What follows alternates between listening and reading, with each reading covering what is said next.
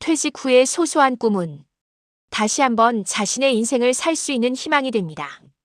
여보, 이제 진짜 우리 차례야. 주제가 마음에 드신다면 구독, 좋아요 부탁드립니다. 그럼 바로 시작하겠습니다. 버스 운전대를 35년간 움켜쥐었던 내 손은 굳은 살 투성이었습니다. 정년 퇴직 전날 밤 아내 윤말수는 낡은 수첩에 뭔가를 적고 있었습니다. 뭐 써요? 우리 가게 메뉴판이요. 국수 3,000원, 김밥 2,500원. 아내의 눈빛이 반짝였습니다. 결혼 40년 만에 처음 보는 설렘이었죠. 우리는 평생 자식들 뒷바라지만 했습니다. 아들 도윤이 대학 다닐 때는 새벽 4시에 출근해 심야버스까지 몰았습니다.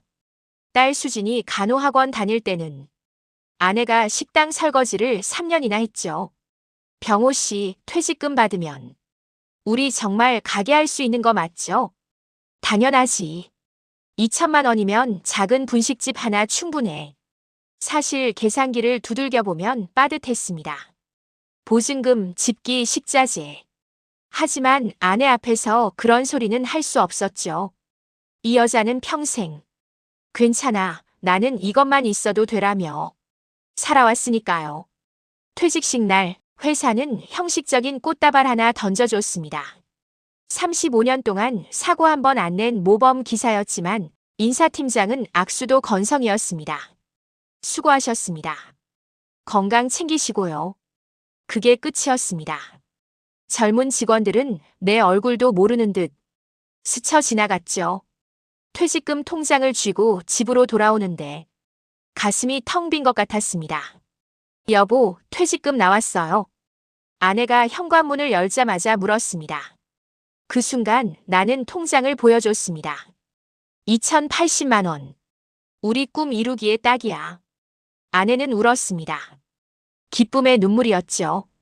우리는 그날 밤 소주 한 병을 나눠 마시며 작은 분식집의 미래를 그렸습니다. 가게 이름은 병원의 국수로 할까?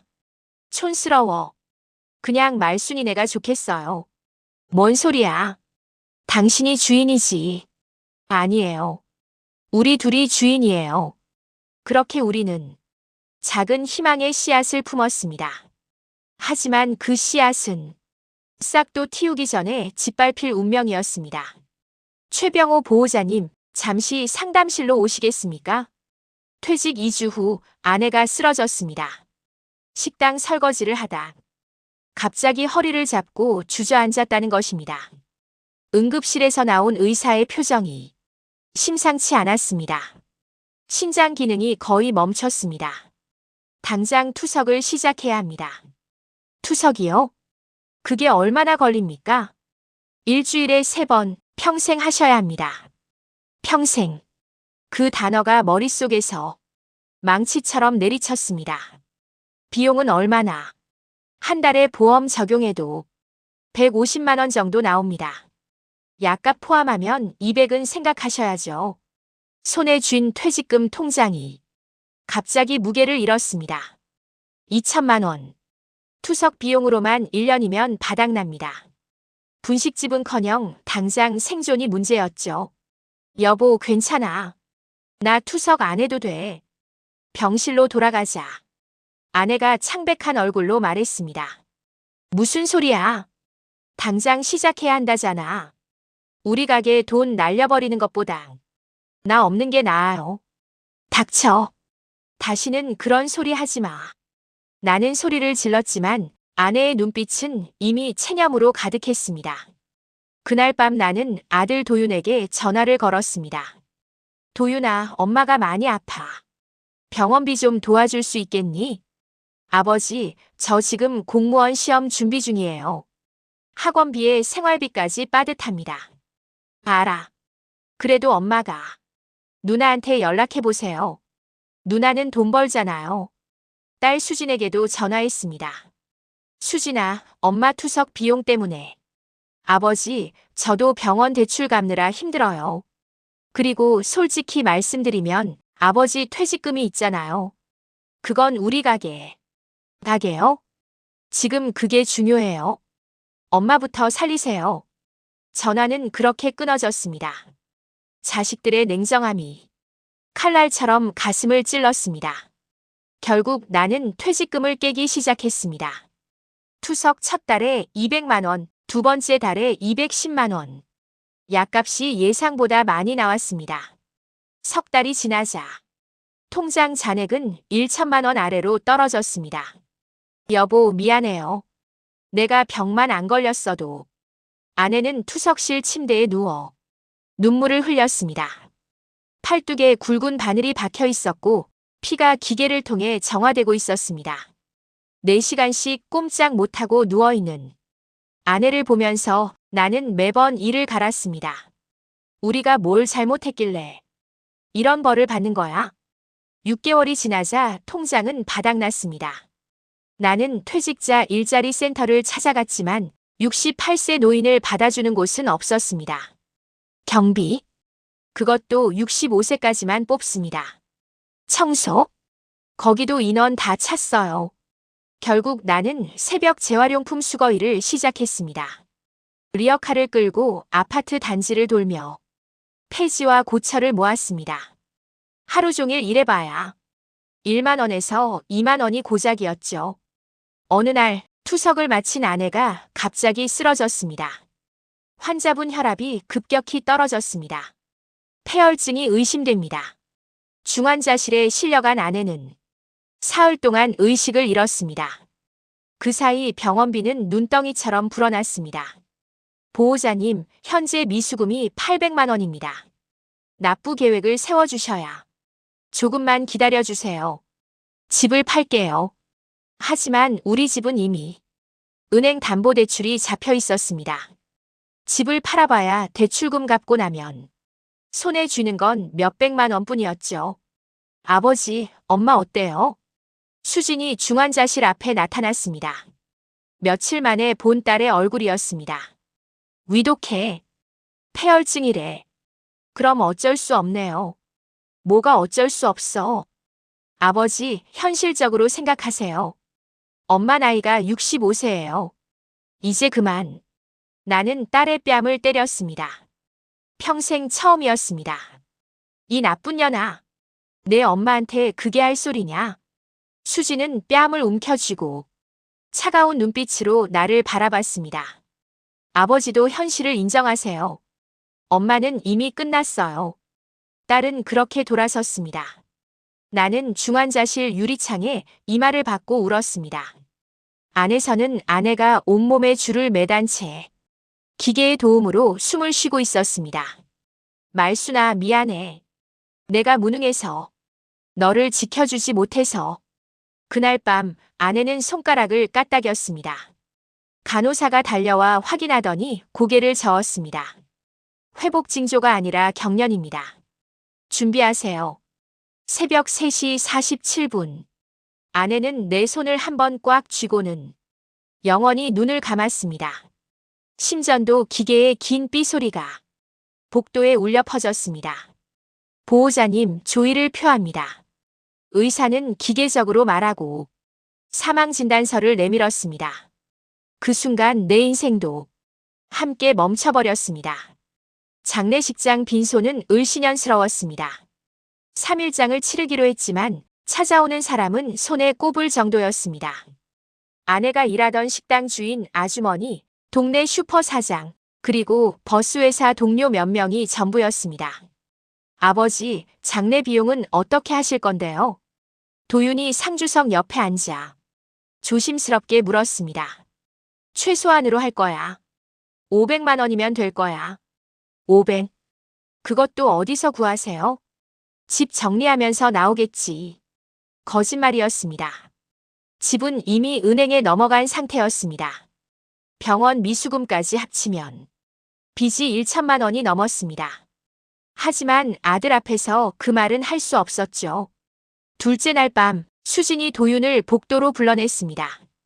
나는 빈소 밖에서 담배를 피우다 우연히 남매의 대화를 들었습니다. 엄마 유산 같은 거 없어? 무슨 유산? 아버지 퇴직금도 다 날렸는데. 그럼 장례 비용은? 글쎄, 아버지가 알아서 하겠지. 우리가 부담해야 하는 거 아니야. 야, 너 돈 있어. 나는 학원비에 월세까지 내야 한다고. 나도 대출 갚느라. A씨, 엄마는 왜 이렇게 타이밍 나쁘게 돌아가신 거야? 담배가 손가락 사이로 떨어졌습니다. 타이밍. 엄마 죽음을 타이밍으로 계산하는 것들이 내 자식이었습니다. 발인 날 아침, 관을 나르는 인부가 없었습니다. 장례 지도사가 난처한 얼굴로 말했습니다. 상주분들이 매셔야 합니다. 도윤과 수진이 억지로 관을 들었습니다. 하지만 출구 앞에서 도윤이 관을 내려놓았습니다. 아버지, 저 허리 디스크 있어요. 못 들겠습니다. 그럼 어떡하라고. 용역 업체 부르세요. 돈 주면 되잖아요. 결국 10만 원을 더 주고 인부를 불렀습니다. 연구차가 화장터로 향하는 동안 나는 뒷좌석에서 관을 쓰다듬었습니다. 말순아, 미안해. 끝까지 이렇게 초라하게 보내줘서. 화장터에서 관이 불 속으로 들어갔습니다. 2시간 후 하얀 뼈가루가 되어 나온 아내를 작은 항아리에 담았습니다. 납골당 비용이 연 50만 원입니다. 산소는요? 최소 1천만 원입니다. 결국 나는 가장 싸구려 합장묘를 선택했습니다. 다른 사람들과 함께 묻히는 공동묘지. 아내가 평생 꿈꿨던 건 조그만 가게 하나였는데 죽어서도 제대로 된 무덤 하나 없었습니다. 묘지에 항아리를 안치하고 돌아오는 길 수진이 말했습니다. 아버지, 이제 어떻게 하실 건데요? 뭘? 살 곳이요. 집 없어지잖아요. 알아서 할게. 저희랑 같이 살 생각은 하지 마세요. 솔직히 말씀드리는 게 나을 것 같아서요. 차 안에서 찬바람이 불어왔습니다. 히터를 틀어도 몸이 얼어붙는 것 같았습니다. 너희들 키우느라 내 인생 다 바쳤는데 그건 아버지가 선택하신 거잖아요. 우리가 부탁한 적 없어요. 수진의 말이 비수처럼 꽂혔습니다. 그래, 알았어. 네 엄마 산소에도 다시는 오지 마라. 네. 수진은 대답도 쉽게 했습니다. 아들 도윤은 고개만 숙인 채 아무 말도 하지 않았습니다. 집에 돌아왔을 때 현관문에 붙은 명도 집행예고 딱지가 눈에 들어왔습니다. 일주일 내로 집을 비워야 했습니다. 은행에서 집을 넘겨받았습니다. 대출금을 갚고 나니 손에 쥔 돈은 300만 원. 병원 미수금을 빼면 마이너스였습니다. 최병호 씨, 미수금 800만 원은 언제 갚으실 겁니까? 병원 원무과에서 독촉 전화가 하루에 3번씩 걸려왔습니다. 조금만 시간을 주세요. 이미 3달 넘었습니다. 법적 조치 들어갑니다. 전화를 끊고 나면 손이 떨렸습니다. 68세 노인이 800만 원을 어떻게 구한단 말입니까? 집을 빼앗긴 나는 고시원으로 들어갔습니다. 월세 30만 원. 화장실도 공용이고 창문도 없는 3평짜리 방이었습니다. 아저씨, 방세 밀리면 바로 쫓겨나요. 계약서에 사인하세요. 25쯤으로 보이는 고시원 주인이 무뚝뚝하게 말했습니다. 나는 떨리는 손으로 계약서에 이름을 썼습니다.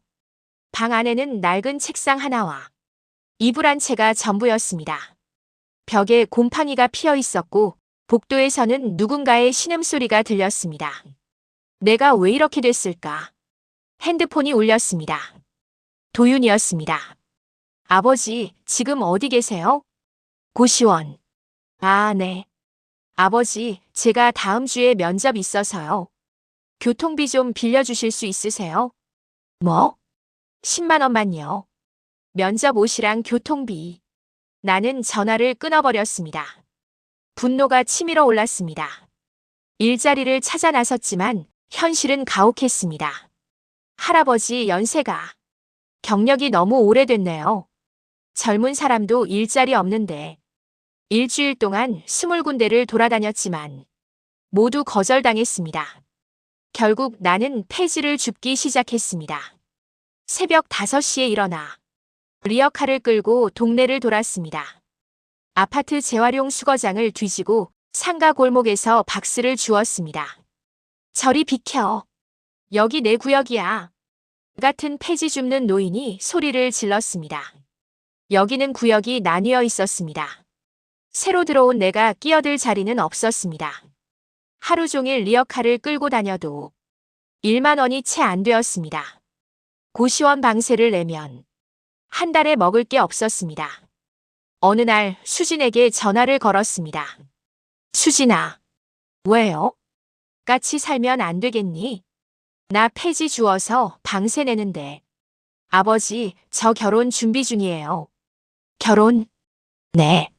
제 인생도 있어요. 아버지까지 떠안으면 저는 무너져요. 그래도 나는 내 아버지. 아버지, 솔직히 말할게요. 저 아버지 보기 힘들어요. 우리 집 가난했던 거 생각하면 치가 떨려요. 친구들은 다들 해외여행 가고 명품 가방 들고 다닐 때 저는 도시락 싸다니고 알바만 했어요. 그게 다 아버지 때문이잖아요. 내가 너희들 뒷바라지 하려고 부탁하지도 않았어요. 그냥 아버지가 무능했던 거예요. 버스 기사 따위나 하면서 뭘 바라셨어요? 전화가 끊어졌습니다. 나는 고시원 침대에 주저앉아 머리를 쥐어뜯었습니다. 버스 기사 따위. 35년 동안 운전대를 잡으며 자식들 학교 보냈던 그 시간이 따위였습니다. 한 달이 지나자 고시원 방세를 낼 수 없었습니다. 아저씨, 이번 달 방세 안 내면 짐 다 버립니다. 사흘만 기다려주세요. 하지만 사흘 동안 돈을 구할 방법은 없었습니다. 결국 나는 쫓겨났습니다. 집 없으면 쉼터 가세요. 여기 주소. 주인이 던져준 쪽지에는 노숙자 쉼터 주소가 적혀 있었습니다. 리어카에 짐을 싣고 거리로 나섰습니다. 11월 찬바람이 뼛속까지 파고들었습니다. 이게 내 인생의 끝인가? 지하철역 대합실에서 밤을 보냈습니다. 경찰이 새벽에 깨웠습니다. 아저씨, 여기서 못 자요. 일어나세요. 어디로 가라는 겁니까? 쉼터 가세요. 여기는 공공장소예요. 나는 비틀거리며 일어났습니다. 역 구석에서 같은 처지의 노숙자 둘이 소주를 마시고 있었습니다. 아저씨, 한잔하시게. 처음으로 누군가의 온기가 느껴졌습니다. 그날 밤 나는 그들과 소주를 나눠 마시며 울었습니다. 나도 옛날엔 가족이 있었어. 여기 사람들 다 그래. 가족 없는 사람 없어. 빗방울이 떨어지기 시작했습니다. 우리는 비를 피해 다리 밑으로 들어갔습니다. 축축한 콘크리트 바닥에 신문지를 깔고 누웠습니다. 말순아, 미안해. 당신 혼자 편히 가게 했네. 나도 곧 갈게. 그날 밤 나는 생전 처음으로 죽음을 생각했습니다. 한강 다리 난간에 섰습니다. 새벽 4시 아무도 없었습니다. 밑으로 시커먼 강물이 흐르고 있었습니다. 말순아, 나도 이제 가야겠어. 난간을 넘으려는 순간 순찰차 사이렌 소리가 들렸습니다. 경찰이 달려와 내 팔을 붙잡았습니다. 어르신, 정신 차리세요. 놓아요. 놔달란 말이야. 발버둥 쳤지만 소용없었습니다. 경찰서로 끌려가 몇 시간 조사를 받았습니다. 보호자 연락처 주세요. 없어요. 자식분들은요? 그딴 거 없다고. 결국 나는 풀려났습니다. 경찰관 하나가 1만 원짜리 지폐 2장을 쥐어줬습니다. 어르신, 구청 가서 기초수급 신청하세요. 죽으면 안 됩니다. 고맙소. 하지만 구청에 가도 소용없다는 걸 알았습니다. 자식이 둘이나 있으면 부양 의무자 때문에 수급 대상이 안 됐습니다. 아무리 연락 끊고 살아도 서류상으론 가족이었습니다. 거리로 나와 편의점에서 삼각김밥 하나를 샀습니다. 1,000원이 남았습니다. 손에 쥔 1,000원짜리 지폐를 보며 웃음이 나왔습니다. 35년을 일했는데 남은 게 1,000원이라니. 그때 등 뒤에서 목소리가 들렸습니다. 아저씨, 담배 한 개비만 주실래요? 돌아보니 20대 후반쯤 보이는 남자가 서 있었습니다. 얼굴에 멍이 들어있고 입술이 찢어져 있었습니다. 나도 없네. 에이, 씨발. 남자는 욕을 하고는 골목 안으로 사라졌습니다. 호기심이 생겨 따라 들어갔습니다. 골목 안쪽 컨테이너 박스들이 쌓여 있었습니다. 그곳에서 5명의 노숙자가 불을 피워놓고 앉아 있었습니다. 새로운 얼굴인데 들어와. 40대 남자가 나를 불렀습니다. 나는 조심스럽게 다가갔습니다. 여기가 뭡니까? 우리 집이지. 여기선 경찰도 안 들어와. 그들은 소주병을 돌려 마시고 있었습니다. 누군가는 본드를 흡입하고 있었고 다른 누군가는 주사기를 팔에 꽂고 있었습니다. 아저씨도 한 대 할래? 히로뽕인데 꽤 괜찮아. 됐네. 나는 거절했지만 그들의 눈빛에서 절망을 읽을 수 있었습니다. 나와 다를 게 없는 버려진 사람들이었습니다. 나도 며칠 전까지 집이 있었어요. 여기 다들 그래. 집 있다가 망한 사람들 뿐이야. 한 노인이 말했습니다. 그는 60대였지만 얼굴은 80처럼 늙어 있었습니다. 난 사업 망해서 왔어. 아내는 날 버리고 갔고 딸은 연락 끊었지. 이제 10년째야. 10년이요? 여기 들어오면 못 나가. 한번 떨어지면 다시는 못 올라가는 게 인생이야. 그날 밤 나는 컨테이너 박스 안에서 잠을 잤습니다. 쥐가 얼굴을 스치고 지나갔고 바퀴벌레가 몸 위를 기어다녔습니다. 이게 내 인생의 끝인가? 다음 날 아침 한 남자가 나를 흔들어 깼습니다. 아저씨, 일 하나 할래? 무슨 일인데요? 집 나르는 거. 하루에 5만 원 줘. 의심스러웠지만 돈이 필요했습니다. 남자를 따라간 곳은 폐공장이었습니다. 여기서 저 박스들 트럭까지 옮기면 돼.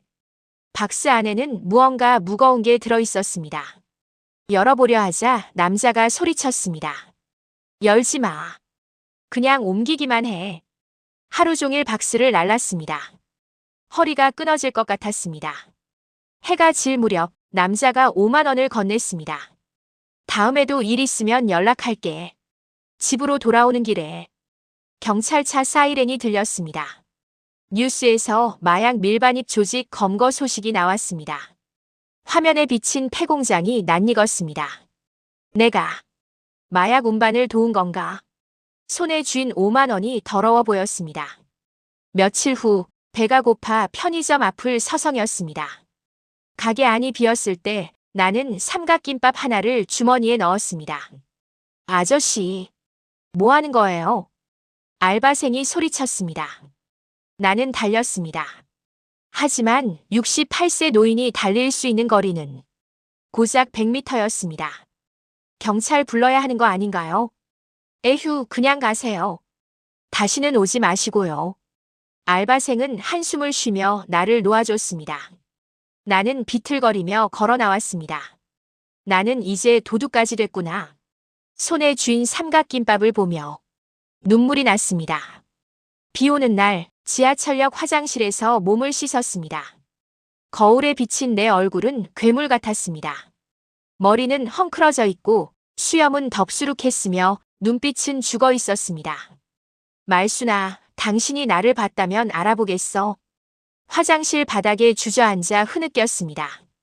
옆 칸에서 누군가 기침 소리가 들렸습니다. 아저씨, 괜찮아요? 젊은 목소리였습니다. 문을 열자 30대 초반의 남자가 걱정스러운 얼굴로 보고 있었습니다. 괜찮소? 아저씨, 밥은 드셨어요? 아니. 저 근처에서 푸드트럭 하는데요. 오시면 따뜻한 국수 한 그릇 드릴게요. 됐네. 공짜로 얻어먹고 싶지 않아. 아니에요. 제가 아저씨 도움이 필요해서요. 남자는 박상민이라고 했습니다. 33세 작은 푸드트럭으로 국수를 팔고 있었습니다. 상민의 푸드트럭은 역 앞 공터에 있었습니다. 낡았지만 깨끗했습니다. 아저씨, 여기 앉으세요. 플라스틱 의자를 내주고 상민은 국수를 끓이기 시작했습니다. 멸치 육수 냄새가 코를 찔렀습니다. 침이 고였습니다. 여기요. 천천히 드세요. 뜨거운 국수 한 그릇이 앞에 놓였습니다. 나는 숟가락을 들었다가 멈췄습니다. 왜 안 드세요? 고맙소. 첫 숟가락을 떴을 때 눈물이 났습니다. 아내가 끓여주던 맛이었습니다. 맛있어요? 응. 맛있네. 국수를 다 먹고 나니 힘이 났습니다. 상민이 담배 한 개비를 건넸습니다. 담배 피우세요? 끊었는데. 뭐, 이제 끊을 이유도 없지. 담배 연기를 깊이 들이마셨습니다. 폐가 따가웠습니다. 아저씨, 제가 부탁이 하나 있는데요. 뭔데? 설거지 좀 도와주실 수 있으세요? 손님 많을 때 혼자 하기 벅차서요. 내가? 네. 하루에 1만 원 드릴게요. 식사도 주고요. 1만 원. 폐지 주어서 하루 종일 벌어야 구할 수 있는 돈이었습니다. 왜 나한테 그런 제안을? 아저씨 눈빛이 제 아버지랑 비슷해서요. 상민의 눈가가 붉어졌습니다. 아버지도 60대에 사업 망하셨어요. 그 후로 술만 드시다가 간암으로 돌아가셨어요. 제가 곁에 있어 드리지 못했어요. 미안하네. 슬픈 이야기를. 아니에요. 그래서 아저씨 보니까 그냥 도와드리고 싶었어요. 다음 날부터 나는 상민의 푸드트럭에서 일했습니다.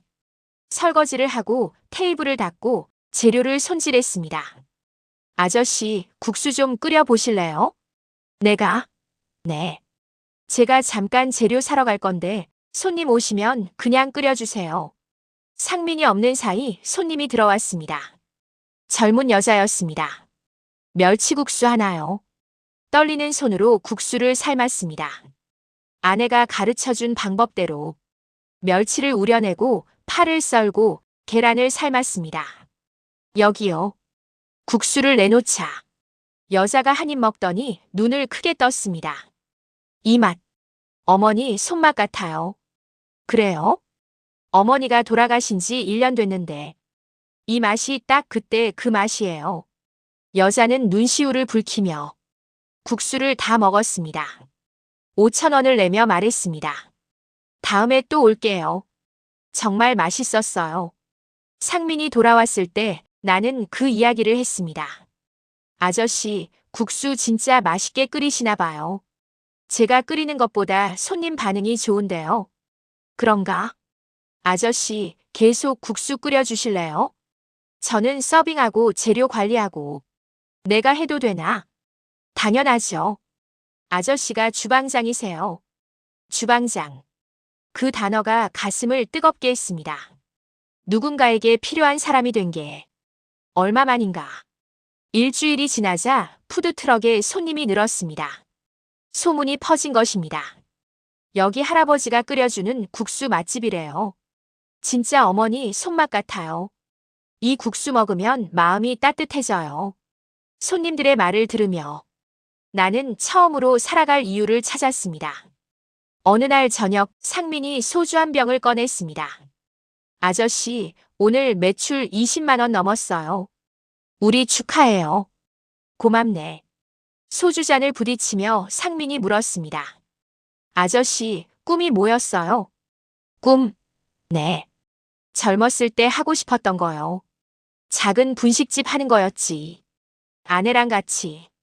그 꿈 아직 늦지 않았어요. 내 나이가 68인데 무슨. 아저씨, 저랑 같이 해요. 제 푸드트럭에 병호국수라고 간판 달아요. 우리 둘이 동업하는 거예요. 동업? 네.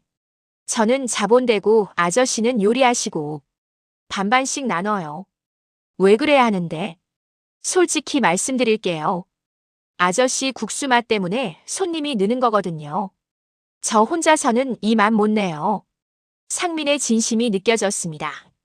그날 밤 나는 오랜만에 희망을 품고 잠들었습니다. 말순아, 우리 꿈이 조금씩 이루어지고 있어. 늦었지만 조금씩. 병호국수라는 간판이 푸드트럭에 달렸습니다. 상민이 직접 디자인한 간판이었습니다.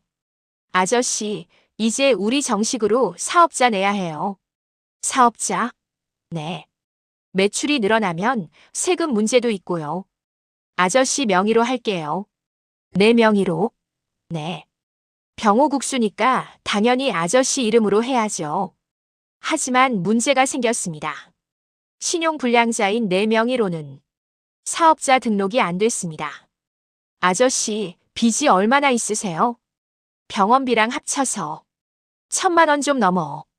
상민은 한숨을 쉬었습니다. 일단 빚부터 정리해야겠어요. 제가 500만 원 빌려드릴게요. 나머지는 우리 벌면서 갚아요. 안 돼. 자네한테 빚까지 질 순 없어. 빚 아니에요. 투자예요. 아저씨 국수로 제가 돈 벌잖아요. 그렇게 우리는 빚을 조금씩 갚아나갔습니다. 하지만 병원 쪽에서는 쉽게 물러나지 않았습니다. 최병호 씨, 이자까지 합치면 1,200만 원입니다. 압류 들어갑니다. 압류? 나 압류할 거라곤 이 푸드트럭밖에 없는데. 그럼 그걸 압류하죠. 전화를 끊고 상민에게 말했습니다. 미안하네.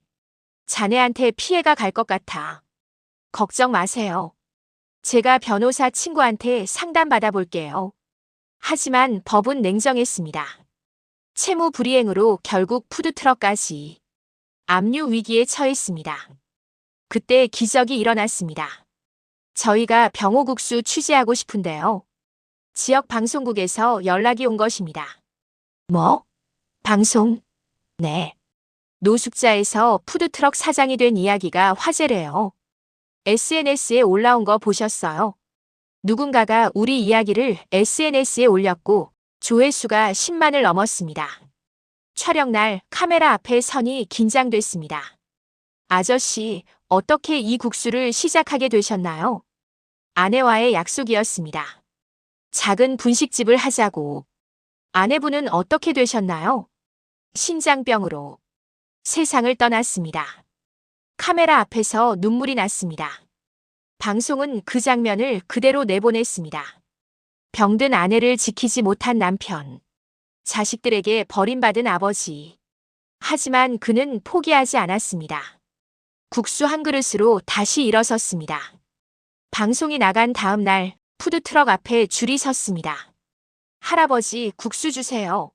방송 보고 왔어요. 하루 매출이 100만 원을 넘었습니다. 상민은 믿기지 않는다는 표정으로 돈을 세었습니다. 아저씨, 우리 대박 났어요. 하지만 기쁨도 잠시 문제가 생겼습니다. 최병호 씨 맞죠? 저 아들입니다. 도윤이 푸드트럭 앞에 나타난 것입니다. 몇 달 만에 보는 아들의 얼굴이었습니다. 뭐 하러 왔어? 아버지, 방송 봤어요. 대단하시네요. 이제 와서 무슨... 아버지, 제가 사업 아이디어가 있어요. 병호국수 프랜차이즈로 키우는 거예요. 뭐? 제가 경영 쪽 공부했잖아요. 아버지 브랜드로 가맹점 내면 대박이에요. 꺼져. 아버지, 내가 왜 너 같은 놈하고 사업을 해야 하는데? 엄마 죽을 때는 어디 있었어? 도윤의 얼굴이 굳었습니다. 그건 제가 어쩔 수 없었잖아요. 어쩔 수 없었다고? 네 엄마 장례식 때 유산 타령하던 게 어쩔 수 없었다는 거야. 아버지, 과거는 과거고요. 지금 기회를 당장 꺼지지 못해. 주걱을 집어 던지자. 도윤은 뒤로 물러섰습니다. 후회하실 거예요. 아버지 혼자서 얼마나 가겠어요? 도윤은 그렇게 사라졌습니다. 며칠 후 수진도 나타났습니다. 아버지, 너도 뭐하러 왔어? 사과하러 왔어요.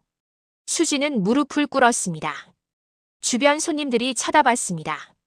아버지, 제가 잘못했어요. 그동안 너무 모질게 했어요. 일어나. 아버지, 저 결혼 취소됐어요.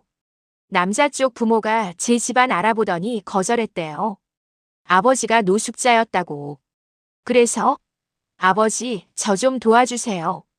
돈 좀 빌려주세요. 역시 돈 때문이었습니다. 얼마? 2천만 원이요. 제가 산 아파트 잔금이 없어. 아버지, 방송 보니까 장사 잘 되던데요. 그 돈으로 내 엄마 병원비 갚아야 해. 압류까지 당할 뻔했어. 엄마는 이미 죽었잖아요. 죽은 사람보다 산 사람이 중요하잖아요. 귀싸대기가 날아갔습니다. 수진의 뺨이 빨개졌습니다. 내 엄마 이름 다시는 입에 담지 마라. 죽은 사람이라고. 그 죽은 사람이 널 키웠어. 아버지는 왜 그렇게 엄마 타령이에요? 엄마도 무능했잖아요. 식당 설거지나 하다 죽은 게 뭐가 대단해요? 순간 분노가 치밀었습니다. 국자를 집어 던지려다 상민이 말렸습니다. 아저씨, 진정하세요. 수지는 뒤로 물러서며 소리쳤습니다. 두고 보세요.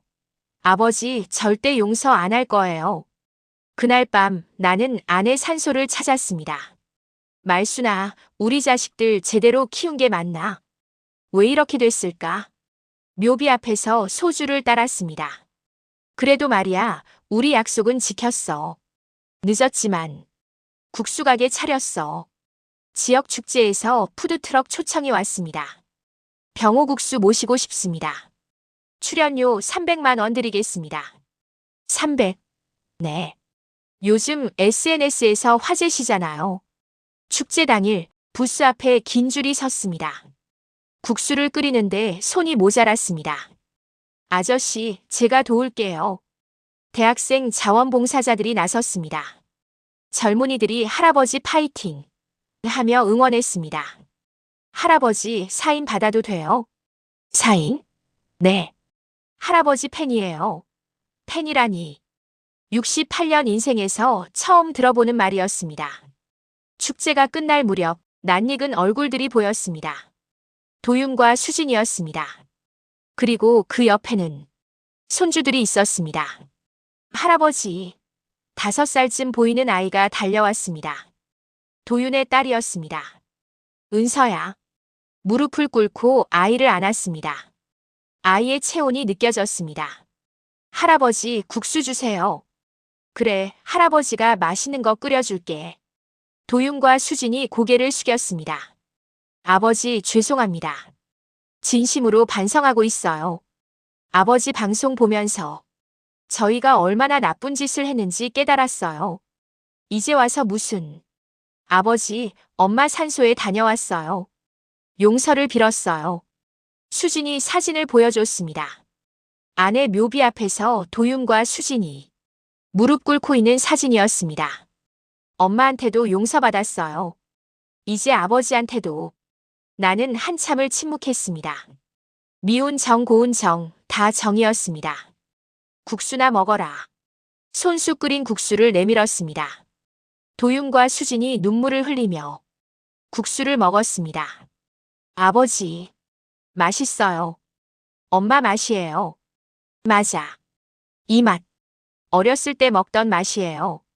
손주 은서가 국수를 후루룩 먹으며 말했습니다. 할아버지, 나중에 커서 나도 국수 가게 할래. 그래, 우리 은서가 하면 잘하겠다. 그날 밤 우리 가족은 아내의 산소 앞에 모였습니다. 국수를 끓여서 함께 나눠 먹었습니다. 말순아, 보이니? 우리 가족이 다시 모였어. 묘비에 술을 따르며 말했습니다. 늦었지만 우리 꿈 이뤘어. 작은 가게도 생겼고 손님들도 많이 와. 그리고 목이 메었습니다. 그리고 이 고집불통 늙은이도 용서하는 법을 배웠어. 자식들이 잘못했지만 그래도 내 자식이잖아. 당신도 용서했지? 바람이 불어왔습니다. 아내가 대답하는 것 같았습니다. 상민이 다가와 말했습니다. 아저씨, 병호국수 지점 하나 더 내면 어때요? 제대로 된 가게로요. 지점? 네. 이제 프랜차이즈까지 생각해 볼 때예요. 도윤이 끼어들었습니다. 아버지, 제가 도와드릴게요. 경영은 제가 맡을게요. 이번엔 진짜예요. 수진도 말했습니다. 저는 회계 도와드릴게요.